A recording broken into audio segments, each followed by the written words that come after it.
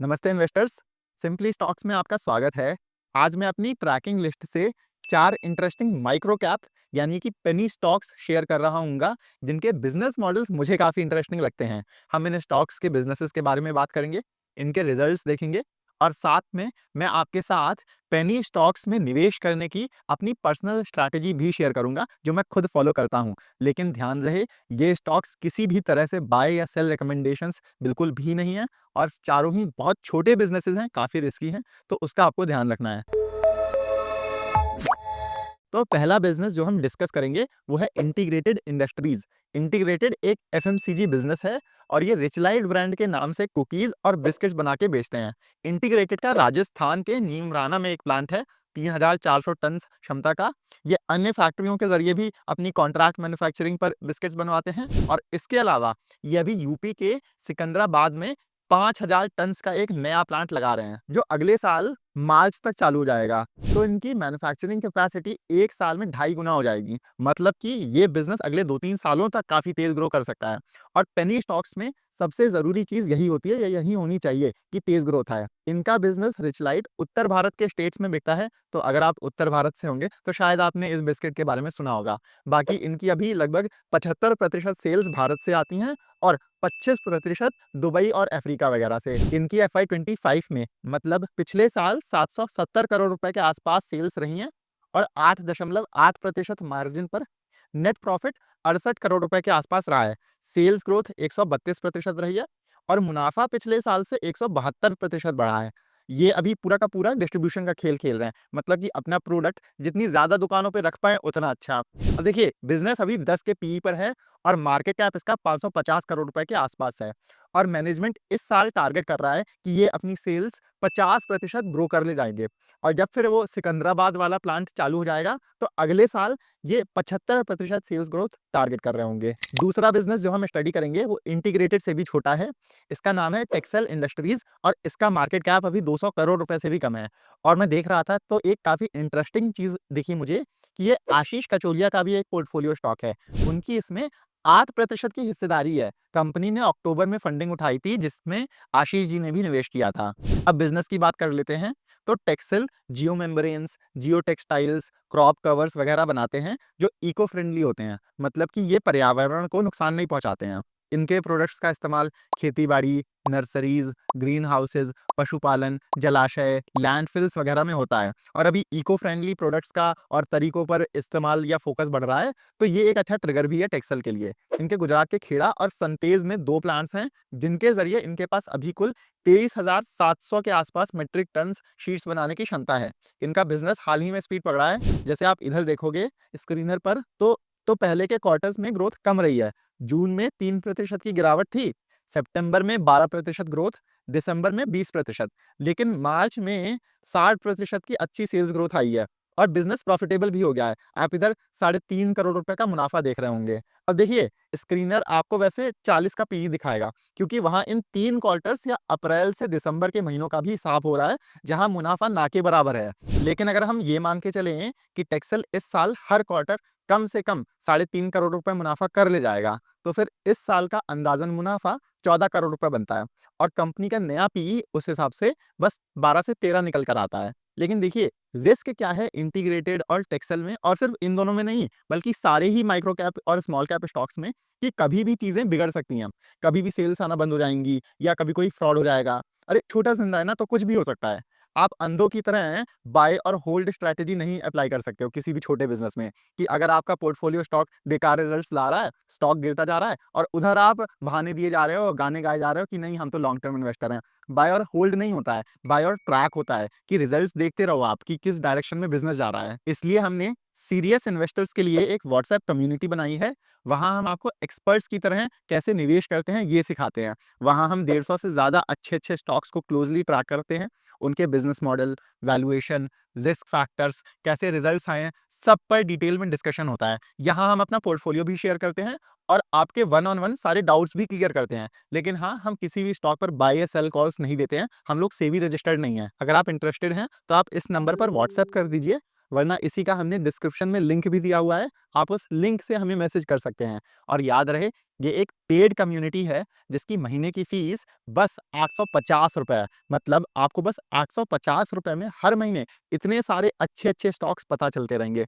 इसमें 2 प्लान्स हैं, 6000 रुपए का 6 महीने के लिए और 10,000 रुपए का साल भर के लिए। 6 महीने वाले प्लान में आपके महीने का रेट 1000 रुपए पड़ेगा और साल भर वाले में आपको मंथली रेट बस 850 रुपए पड़ेगा। अगर आप इंटरेस्टेड हैं तो आप नीचे दिए हुए लिंक से हमें कॉन्टैक्ट करके ये कम्युनिटी ज्वाइन कर सकते हैं। वापस से अपने स्टॉक्स पर आते हैं तो तीसरे नंबर पर भी एक आशीष कचोलिया का पोर्टफोलियो बिजनेस है। इस बिजनेस में भी उनकी 8% के आसपास हिस्सेदारी है। नाम है इसका नमन इन स्टोर और ये रिटेल सेक्टर से है। आपके जो रिटेल स्टोर्स होते हैं, कपड़ों के, जूतों के या एयरपोर्ट्स पर जो स्टैंड्स होते हैं, नमन उनको बनाने के बिजनेस में है। थोड़ा अनोखा सा बिजनेस है।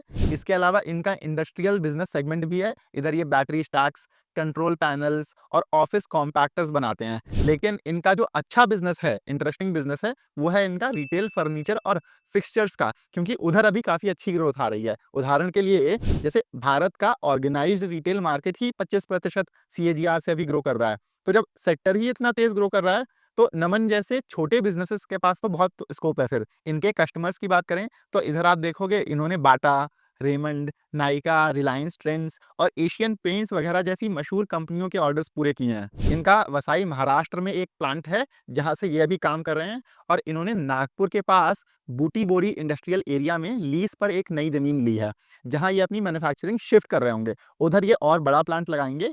इसके लिए कंपनी पिछले साल मार्च में आईपीओ लाई थी जिसमें इन्होंने मार्केट से 25 करोड़ रुपए के आसपास उठाए थे। अब देखिए, FY25 में तो कुछ खास सेल्स ग्रोथ रही नहीं है। H2 में मतलब अक्टूबर से मार्च के 6 महीनों में सेल्स ग्रोथ 36% थी। लेकिन हुआ क्या था कि H1 में अप्रैल से सितंबर इनकी सेल्स गिरी थी पिछले साल के मुकाबले। तो पूरे साल की सेल्स ग्रोथ बस 7.5% बनती है। इसी वजह से इनके इस साल के जो रिजल्ट्स आएंगे अप्रैल से सितंबर के, वो देखने वाले होंगे कि उधर इनकी परफॉर्मेंस कैसी रहती है। H1 के रिजल्ट्स एक बड़ा ट्रिगर रहेंगे स्टॉक के लिए और खासकर इस वजह से भी क्योंकि पिछले साल देखो सेल्स गिरी थी इस पीरियड में, तो बेस कम है और छोटे बेस पर ग्रोथ वैसे भी ज्यादा लगती है। और थोड़ा आगे की बात करें यहाँ पर तो ये साल इनका पूरा नया प्लांट लगाने में चला जाएगा। इसलिए जो बाकी की सेल्स ग्रोथ आएगी वो अगले साल से माने कि FY27 से आना शुरू होगी। उसके लिए ये जो नया प्लांट है ये टाइम पर शुरू हो जाए, ये बहुत जरूरी है। मतलब आप समझ रहे हो ना कि बिजनेस भले कितना अच्छा हो लेकिन कितना जरूरी रहता है उस बिजनेस को ट्रैक करते रहना। आप ऐसे उम्मीद के सहारे नहीं बैठे रह सकते हो। खैर, चौथे और आखिरी बिजनेस पर आते हैं। इसका नाम है HOAC फूड्स और आप ये मेरी स्क्रीन पर देख पा रहे होंगे। तो ये कंपनी आटे, मसाले, दाल, चावल, तेल वगैरह मतलब कि किचन आइटम्स को प्रोसेस करने और उनको बेचने के बिजनेस में है। इनका ब्रांड नेम हरिओम है। कंपनी ये सब आइटम्स किसानों और डीलर्स वगैरह से खरीद कर उनकी अपने 2 प्लांट्स में प्रोसेसिंग और पैकेजिंग करती है। इनके खुद के भी स्टोर्स हैं दिल्ली NCR में जिनके जरिए ये अपने प्रोडक्ट्स बेचते हैं। इसके अलावा ये मशहूर कंपनी कंट्री डिलाइट को भी आटा सप्लाई करते हैं। तो वो इनका B2B बिजनेस हो गया। ग्रोथ देख लेते हैं बिजनेस में। तो एक साल में सेल्स 70% के आसपास ग्रो करी है। नेट प्रॉफिट अच्छा खासा 143% ग्रो हुआ है और नेट प्रॉफिट मार्जिन भी 6.6% या कहने को 6.5% के आसपास से बढ़कर 9.5% के आसपास हो गई है। आप देखोगे अब तो इनकी FY25 में सेल्स 27 करोड़ रुपए रही हैं और इनका टारगेट है कि इस साल ये अपनी सेल्स डबल कर ले, 55 करोड़ रुपए कर ले जाएंगे। मार्जिन्स पर इनके मैनेजमेंट का कहना है कि इस साल भी सेम मार्जिन्स रहेंगी। तो अगर हम मान लें कि मार्जिन्स वही रहेंगी तो मुनाफा भी इस साल डबल हो जाएगा जैसे सेल्स डबल होंगी। तो भले अभी हरिओम का PE 30 है लेकिन FY27 के अंदाजन मुनाफे पर 1 ईयर फॉरवर्ड PE बस 16 निकल कर आता है। ये भी सारा का सारा डिस्ट्रीब्यूशन का खेल खेल रहे हैं। इनके पास अभी 16 स्टोर्स हैं और इस साल ये नए 10 स्टोर्स खोलेंगे और साथ के साथ ये कस्टमर्स को डायरेक्ट डिलीवरी के लिए अपने D2C ऐप और रिटेल नेटवर्क बढ़ाने पर भी काम कर रहे हैं। लेकिन अभी भी बहुत छोटा बिजनेस है HOAC। आई थिंक 80 करोड़ रुपए से भी कम का मार्केट कैप है जब मैंने लास्ट टाइम चेक किया था। हाँ, एक बात अच्छी क्या है कि इतने छोटे बेस पर भी कंपनी इन्वेस्टर प्रेजेंटेशन निकाल रही है, निवेशकों के साथ कॉन्फ्रेंस कॉल्स कर रही है। लेकिन देखिए साथ में रिस्क भी काफ़ी रहते हैं, इसलिए इतने छोटे बिज़नेसेस में आपको लगातार ट्रैक करते रहना पड़ेगा। अब वीडियो के आखिरी में मैं आपको पेनी स्टॉक्स के लिए अपनी खुद की स्ट्रैटेजी बताना चाहूँगा। मैंने देखा है कि पेनी स्टॉक्स में निवेश करते समय लोग अक्सर ये गलतियां करते हैं। तो देखिए, जब भी मैं किसी पेनी स्टॉक में निवेश करता हूं तो उसमें मैं बस आधा से 1% एलोकेशन से शुरुआत करता हूं। मतलब कि अगर मेरा पोर्टफोलियो 10 लाख रुपए का है तो किसी छोटे बिजनेस में मैं बस 5,000 से 10,000 रुपए ही लगाऊंगा। अब आपको ये बहुत छोटा अमाउंट लगेगा, लेकिन इसके दो तीन कारण हैं। आप ऐसे देखो, पहला कि माइक्रो कैप बिजनेस का काम ही है तेज ग्रो करना। अगर सब सही रहा तो वो बिजनेस छोटे बेस पर तेज ग्रो करके वैसे ही मेरा इन्वेस्टमेंट 2-3 साल में 3-4 गुना कर देगा। मतलब कि ये आधा 1% का एलोकेशन किसी लार्ज कैप स्टॉक के 2-3% एलोकेशन के बराबर है। दूसरी बात कि अगर रिजल्ट्स बेकार आ गए तो भारी लॉस नहीं होगा, क्योंकि माइक्रो कैप स्टॉक्स के साथ दिक्कत क्या रहती है कि इतने छोटे होते हैं तो लिक्विडिटी की बहुत ज़्यादा दिक्कत रहती है। कल को अगर बिज़नेस में कुछ फ्रॉड हो गया या रिजल्ट्स बेकार आए, स्टॉक लगातार लोअर सर्किट हिट करेगा और आप उसे बेच भी नहीं पाओगे। तो रिस्क के नज़रिए से भी आप कोई बहुत भारी एलोकेशन नहीं दे सकते हो किसी पेनी स्टॉक में। आप तुरंत बेच पाओगे नहीं, जब तक आप बेचने जाओगे स्टॉक आपके बाइंग प्राइस से 30 से 40% नीचे होगा और आपको वो कैपिटल लॉस बुक करना पड़ेगा। और सबसे ज़रूरी चीज़ ये है कि आप माइक्रो कैप या स्मॉल कैप बिज़नेसेस को लेकर बिल्कुल भी कैजुअल नहीं हो सकते हो कि पैसा लगाकर आपने छोड़ दिया। आपको हर 3 महीने पर या हर 6 महीने पर जभी भी रिजल्ट्स आ रहे हैं, देखते रहना पड़ेगा। ये इतने छोटे बिज़नेसेस होते हैं कि कभी भी कुछ भी बिगड़ सकता है। तो आपके पास एक अच्छी एंट्री और एक अच्छी एग्ज़िट स्ट्रैटेजी ज़रूर होनी चाहिए। अब आप मुझे कमेंट्स में बताओ कि आपका फ़ेवरेट पेनी स्टॉक या माइक्रो कैप स्टॉक कौन-सा है?